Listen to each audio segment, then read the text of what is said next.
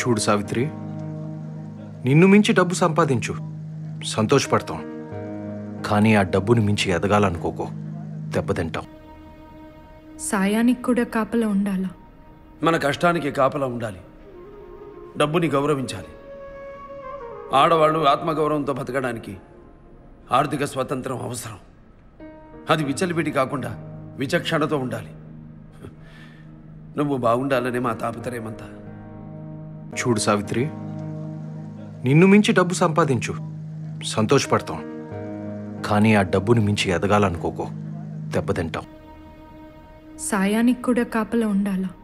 మన కష్టానికి కాపలా ఉండాలి. డబ్బుని గౌరవించాలి. ఆడవాళ్ళు ఆత్మగౌరవంతో బతకడానికి ఆర్థిక స్వాతంత్రం అవసరం.